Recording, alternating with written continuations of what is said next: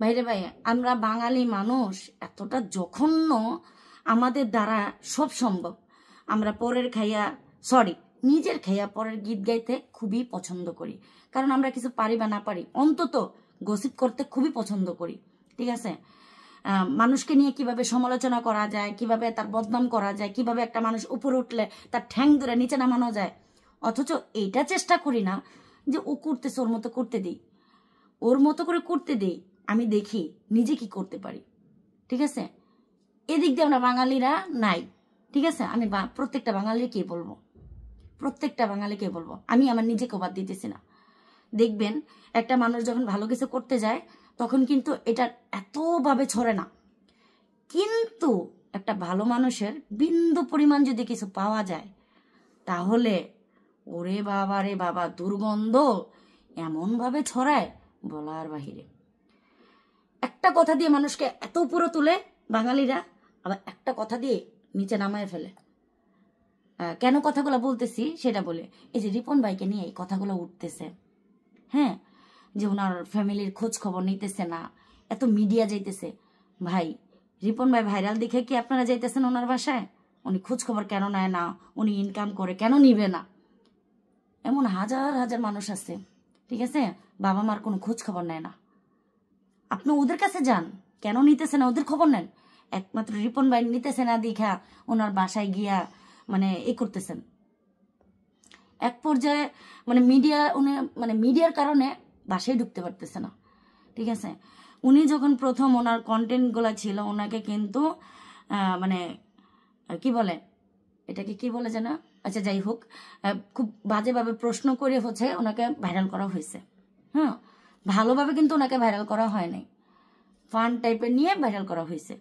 যাই হোক, তারপর ওনার যেহেতু দেখছে একটা ভালো রেসপন্স, তখন প্রত্যেকটা কন্টেন্ট ক্রিয়েটর ওনাকে বাহবা দিয়ে ওনার সাথে ভিডিও বানাইছে, যার যেভাবে পারছে সেভাবে স্বার্থ আদায় করছে। হ্যাঁ, এত পজিটিভ ভাবে তাদেরকে এত পজিটিভ ভাবে সবাই উপস্থাপনা ওনাকে করছে।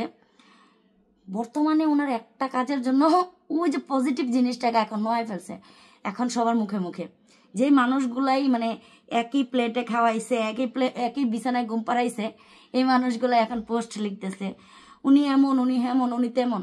ভাই, একটা জিনিসে সবকিছু প্রকাশ পায় না, একটা জিনিসে মানুষ মাত্রই ভুল করে। ঠিক আছে, তাহলে ওনার পিছনে কেন লেগে থাকেন ভাই?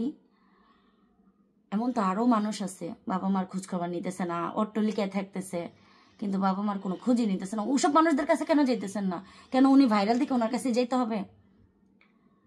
মানুষ বাঙালিরা এমন একটা জিনিস, অন্যের গসিপ করতে যে এতটা পছন্দ করে বলার বাহিরে। নিজে কিছু করেন ভাই, নিজের ধারা নিজে কিছু করেন। আরেকজনকে সমালোচনা করে কিছু বলাটা আমি মনে করি না যে রাইট আছে। উনি হয়তো বা মানুষের ফ্যামিলিগত অনেক প্রবলেম থাকতে পারে। উনি এখন, আমি আসলে ভিডিওটা বানাইতাম না, কিন্তু আমার একটা জিনিস খারাপ লাগতেছে, কেন জানেন? যে এই মানুষটাকে যে যেভাবে পারছে ওইভাবে ভিডিও বানাইছে।